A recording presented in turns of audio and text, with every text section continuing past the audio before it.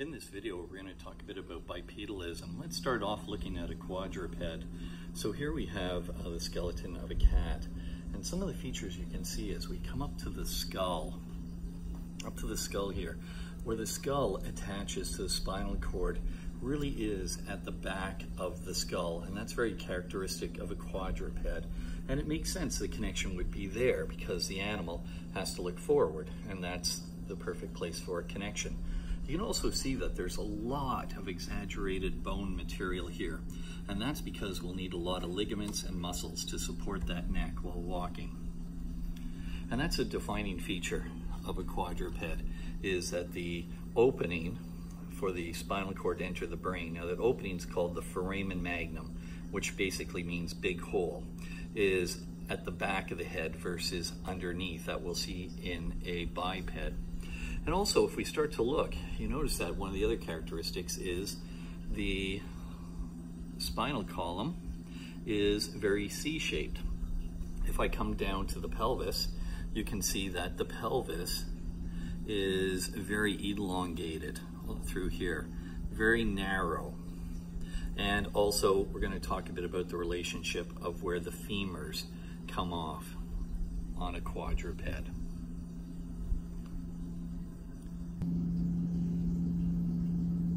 Now let's have a look at a model of a human skull. You can see that as we look at a human skull, that of course the eye sockets are facing forward. Also, if we look at it from the side, you can see how big the cranial vault is. It comes up, over, and really sticks out towards the back. And if I look from above, you can see that even as I move towards the front of the skull, there is still a big part of the cranial vault is there. It's not pinched in. The other thing that we notice about the human skull, let's just try and put it back here, is the front of the face. It's not pushed out a whole lot. It's a fairly flat aspect to the front of the face. Now when I turn the skull over, we can now see this large hole in the bottom of the skull. This is the foramen magnum, and of course that's where the vertebral column attaches, and that's where the spinal cord basically enters the brain. Now, this is a very, very defining feature of being a biped, because of course that connection point is really at sort of the balancing point of the head.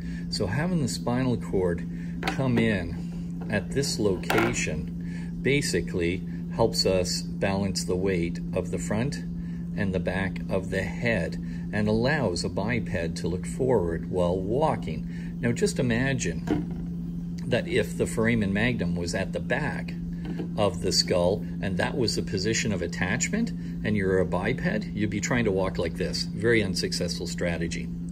So when we look at a biped skull, one of the most defining characteristics as to whether it was probably a biped is the location of the foramen magnum. Because remember, on the cat, the foramen magnum would have been located at the back.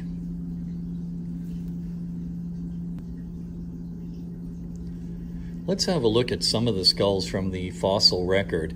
Now, don't think of this as A led to B led to C, that it's a direct path from our early ancestors to us. There were many dead ends, there was many branches. So there were some common relatives between the various skulls I'm going to show you here at some point in time. Now, almost all of these would be a true biped, and remember, some of the characteristics of a biped, especially in terms of the skull, would be the position of the foramen magnum. You notice as we go from left to right, there's a general trend, and the trend is that the skulls do get larger. Also, if we look from above, you can see that there is another trend, and that is, as I look down towards the front, you can see that it's very pinched in here. So right behind the eye sockets, there's not a whole lot of cranial cavity. Most of it's back there, pinched in still. not quite as pinched in. You can see a bit broadening here. And then by the time we get down here, and we'll introduce this as Neanderthalis, you can see it starts to widen out. But even when we get to modern humans, you can see how wide this is at this point. Let's start by looking at some of these. Let's start with this one. This one wasn't actually quite a true biped. It's considered an arboreal quadruped. So this was an animal from millions of years ago. This is proconsul that lived in a tree, but still more or less acted as a bit of a quadruped. But you can see that there's some characteristics that are starting to hint towards more of a biped. Look at the position of where the foramen magnum is. It's not quite at the back. It has moved further forward. So, not quite a true biped yet. Now as we move over, now this is not a complete fossil record. As we move over here, we are looking at Australopithecus. This one often you hear referred to as Lucy. Lucy was one skeleton that was a name given to it. Now this one is interesting. Much shorter than we currently are, but you can see some of the characteristics. You can see that we're starting to get an enlarged cranial vault here. I still have a pinching in behind the ears, but as I flip it over, I can see the position of the foramen magnum right here. So that is getting very close to what we consider for the position of a true biped, and we have a lot of reason to believe that this was largely a biped in terms of its daily motion. It may have mixed different modalities, but bipedalism was certainly one of them. You can also see from the side some of the early characteristics was this elongation of the front of the face, very reminiscent of what we still see in chimpanzees. Now let's move over to the next one. And here we're looking at Homo habilis. And Homo habilis, you can see that when I compare the two skulls, that Homo habilis actually, if I look at the top, has a bit more cranial vault here, because at the top you can see that it's not quite as narrow. So this is making more room in the cranial vault for brain. You can see the face is still quite elongated. And if I turn to the side, you can see that there is the position of the foramen magnum. And yes, this was a biped. Now as we move further along, we come up to Homo erectus. And Homo erectus, you can see that the skull size has increased as we've gone from one to the next. And if I go up to the top, you can see that there's still a bit of pinching in, but it's a little bit bigger. The other thing to look at is look from the side. Look at the side. Is that from the eyebrows up, it's fairly flat. Whereas in humans, we'll see it actually comes up and over like a dome. Now let's move over to the next one. And this is Neanderthal. Now Neanderthal is interesting. Neanderthals were around till probably about 40,000 years ago. This is by far our closest relative that we have had, and so much so that many of us have Neanderthal DNA in us, that are basically our species and Neanderthal interbred. Neanderthal, you can see that I'm starting to get a rise right behind the eye socket. So I'm starting to get this doming. You can see a lot of mass at the back. And if I look from the top, it's fairly wide, almost comes out to the edge of the eye sockets. So that cranial vault is quite big. And in many Neanderthal skulls, their cranial vault was slightly larger than ours. And not surprisingly, if we turn on its side, you can see there's the position of the foramen magnum right there, and certainly this was a biped. And in many ways, if a Neanderthal was walking down the street in modern clothing, you probably may not even recognize them as being a different species from their outward look. And then of course, let's go back to the human, which we already looked at, and of course the characteristics of the human. Let's really from the side here. You can see how the cranial vault really rises straight up, gives a lot of area for brain in there.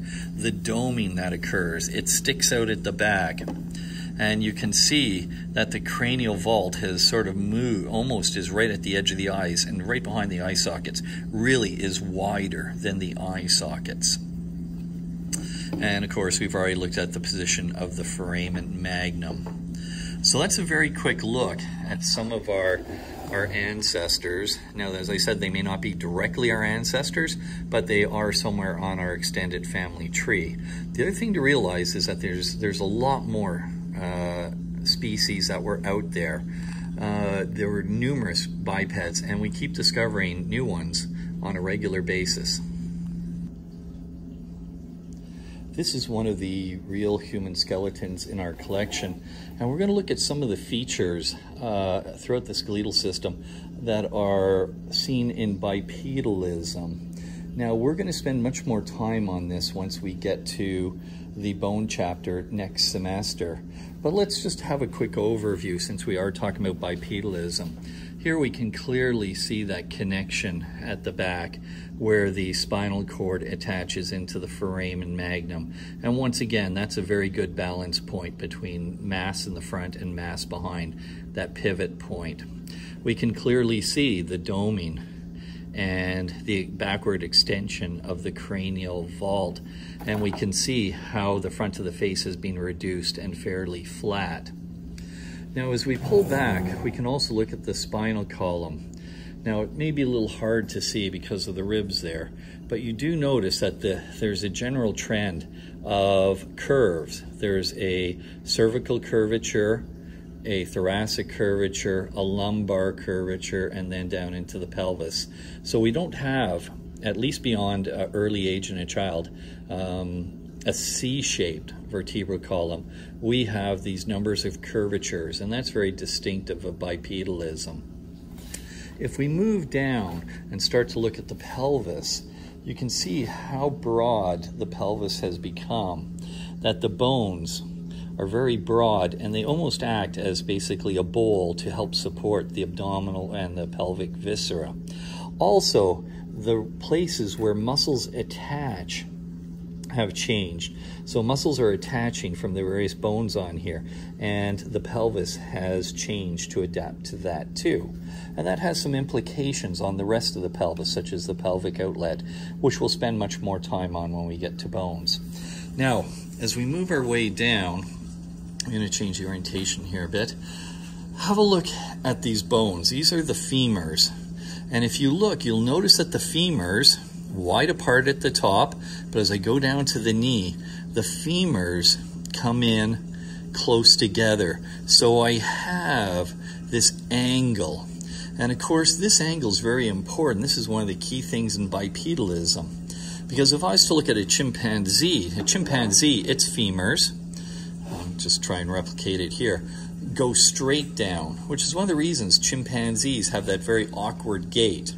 I have included a video that does a comparison between chimpanzees, Australopithecus, and humans, where they illustrate how they walk. And when you watch that, have a look to see how the chimpanzee goes side to side as it walks. But the advantage about having those knees come in underneath you, it means when you go to step forward, your foot will land more or less right underneath your body. We're going to spend, as I said, we're going to spend much more time in the bone section looking at bipedalism, but I want you at least to introduce you to some of the concepts and some of the things to look forward for when you're looking at a bipedal skeleton.